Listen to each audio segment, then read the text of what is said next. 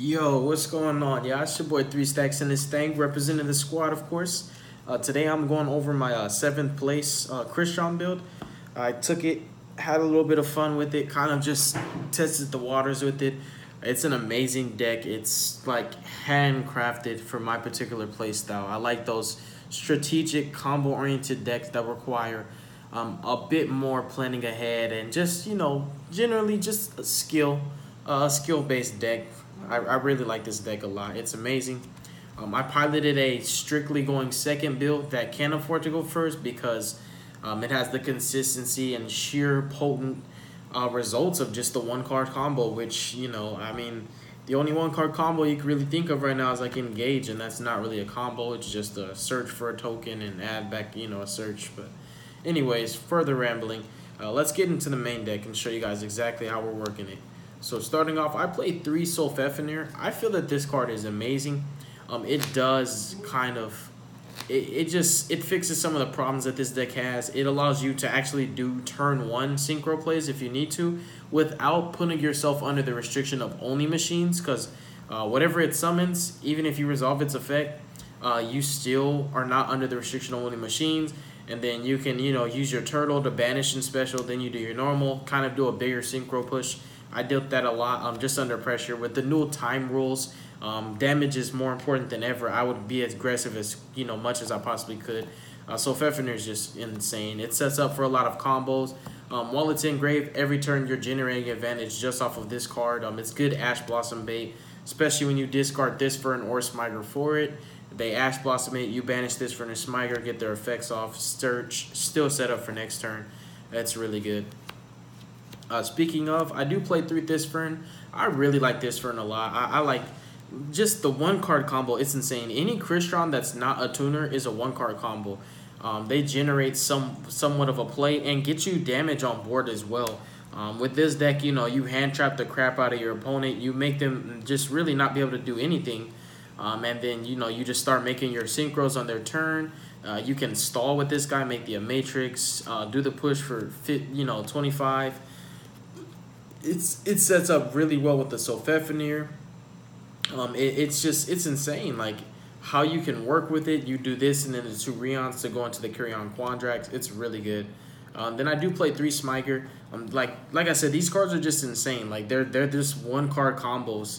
So Smiger basically it's gonna search for traps. I explained in my other Crystron video, my other Crystron deck profile, pretty much all their effects. So in this one, which is just an update, I'm kind of just talking about my experience with the cards.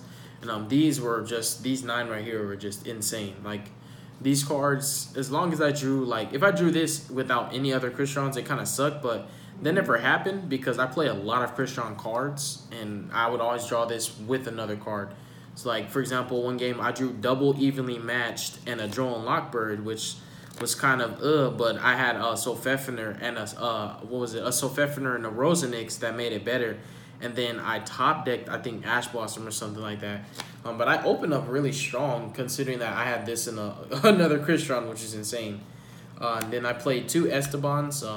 I like him because he's a turtle. My pet is, my particular pet of choice is a turtle. I love turtles. And he's awesome. He's cute. He summons from your hand. He's a necessity for some of your combos to go into Quandax. You really have to play this card at multiples. And I do play 1 Rosenix. There is a 1 card combo you can do once Needle Fiber is legal. You can just normal Undyne, dump this, add controller, banish this, summon the token, use the token, go into Link Spider into the controller, and then you already make your Needle Fiber off of 1 card, and you still have board presence. So this is still necessary even without that combo though. This is your biggest body. It's 18. It generates pressure. It allows you to get the free token that's a level 1 so you can synchro for a specific level that you were trying to go for. So it really helps. It's a great one-off. And then for the Crystron tuners, I played 3 Citri. It synchros by specialing the non-tuner from Grave. Something that I was doing today, I would special summon a Matrix or even a Solfefenir, and I would synchro summon for a Samurai Destroyer or a Dawn Dragster to negate their spells and traps. And it would get banished, so then I would bring back the Solfefenir or the Matrix off of impact just to have a big body on field. So it was really cool how you were able to kind of abuse the Citrian setup for future plays. And I do play 2 Rion. I had 3 in the previous build.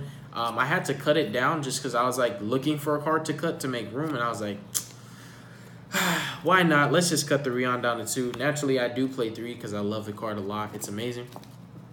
It's really good. You can live off 1, but some combos require for you to specifically summon this and synchro with it the same turn it was summoned. But if you use this effect, you shuffle it back and you just always have it. So it's really good. So that's it for your Crystrons. And everything that's not a Crystron tuner is just, you know, the 1-card combo. And then I do play some more 1-card combos. I play 3 Gen X Undines. It's an insane starter card.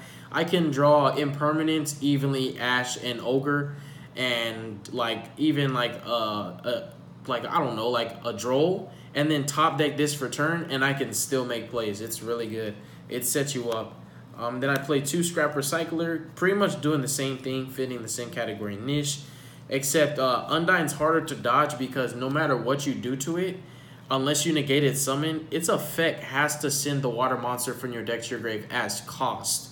If you Ash Blossom this card, and that was the thing, like, people didn't understand. When people asked this, it got Veilered. Like, I normal summoned the chain Veiler, said, sir, you don't get its effect. I'm just like, I still pay the cost.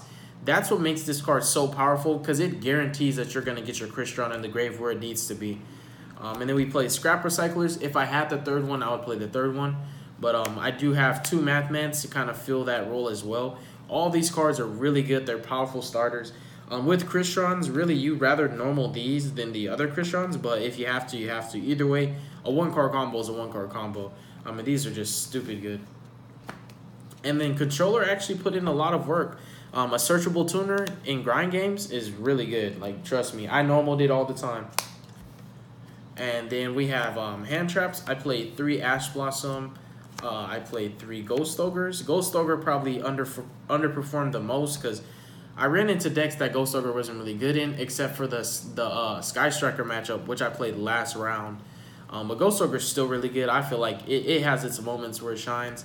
Ash is, you know, it's Ash, dude. Like, what I like about Ash is, like, there's not really a deck where you're going to be like, ooh, I should side out my Ash Blossoms. Like, every deck gets hurt by Ash. And then I do 3 Joel Knockbirds for the Sky Strikers and the Gokis and the Spirals. And I also played 3 Infect Veilers for basically everything. Gokis try to do their stupid combo. They're like mass chain links, this, and you Veiler the Isolde anyways, regardless of what where she is on the chain link, which you can do. And like they just basically like they're like, all right, I search rematch, play rematch, wall it up from there. It's really awesome. So you got your 12 hand traps. Then we have 6 more hand traps, which are really traps, but you know they're hand traps as well. 3 evenly, 3 impermanents. I want to go second, so that's why I love main decking cards like this.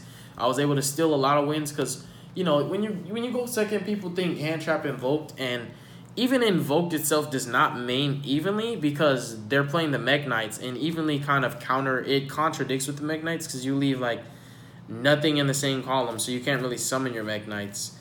So like nobody expected it, and I drew it a lot. I resolved it like I think 2 out of every round that I had, I resolved it like only 2 rounds like that I played.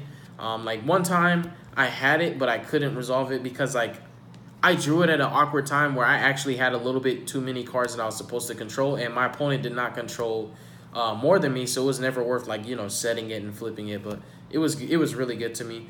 And the final trap is actually the Crystron Impacts. This trap is stupid good. This is purely for grinding. This deck its intention is to grind because you're playing so many forms of disruption.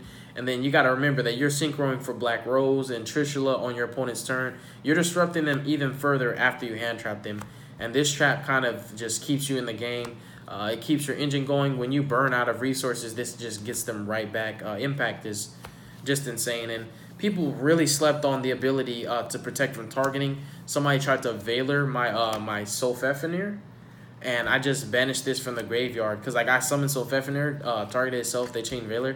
I banished this because I flipped it the turn earlier and just protected it from being targeted and resolved my Soul Fefnir. Really good. That's it for the main deck. The extra is Carry On Quandrax and Phoenix. I honestly would just make this 2 Quandax, but Phoenix kind of still matters. especially against Sky Strikers. Like the Sky Striker dude, he did end up refilling his grave with 3 spells again, but it took him like it set him back. It really did. Like it banished all his spells and traps on his field and then the grave. And what happened was he ended up like loading 3 spells in his grave the next turn, but I still was able to clear like all of his you know, the advantage that he had on field. I already played through the Widow Anchor. I banished the multi-roll, a face down Sky Striker Engage, a face down Jamming Waves, the Area 0 that was on the field, and then I banished like his Foolish Burial Goods, his Tune Table. I banished like a lot of stuff with this card. It was really good to me. And then, oh yeah, and I did use this his effect to steal against dinosaurs. I had banished a Conductor. Like I outed a Conductor by like he tried to kill me. I made a Matrix in battle phase, put Conductor in defense. I beat over the Conductor. I made this during his turn, banished Conductor from grave and his Overtech Squadalus, and then like a Baby Saurus.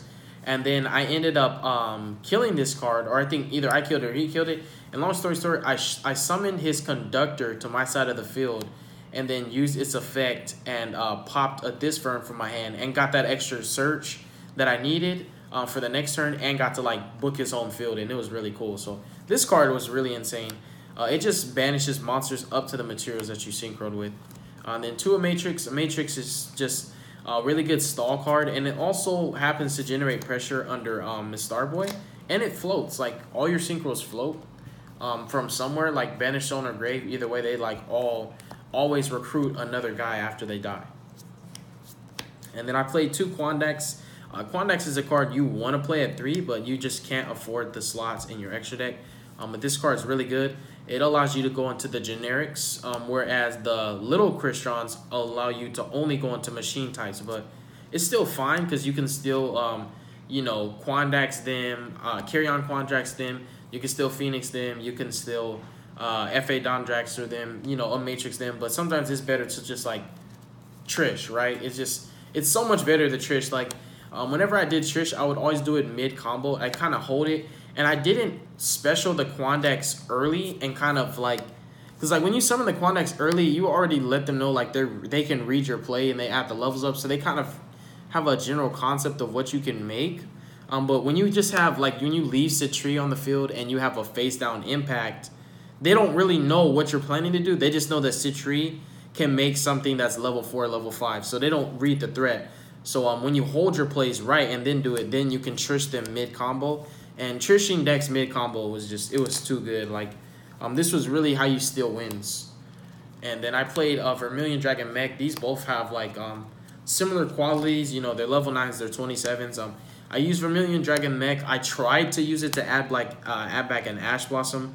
It did not go as well as I wanted it to be. I still added the Ash, but it wasn't the same turn he was summoned. But this card is really good because, you know, 9 of your 12 hand traps are tuners. So when you're grinding, you can use this card not only to generate pressure, but to add back the hand trap on the follow-up. And it's a machine, you know, it's a machine, so you can just make it under the restrictions. And then Don Dragster. Making this card on your opponent's turn is just stupid. Negated Scapegoat. It really just saved my life. People really don't expect this, and it's good to just throw them off with that negation in the middle of their turn. Especially when, like, you know, again, like, you impermanence them, you ogre them, you know, you Ash evenly them, and then you summon this in the middle of their mediocre board and just like continue like raping them. We got Samurai Destroyer. This card is really good. ABCs were playing it with like Destrudo, and I really like this card a lot. Like he's pretty busted. And then like I read him and I'm like, all right, so if this face-up card in its owner control leaves the field because of a card effect, you can target a machine in your grave and special summon it. So when I read this, I was like, this card loops itself. If you read all of its effect, it does not say you target a machine type other than itself, and it doesn't have to be synchro summon, and it's not once per turn. So like, when I read that and I was looping it today, like people were always thinking I was cheating. They're like, no, you can't do that. And I was like, read it.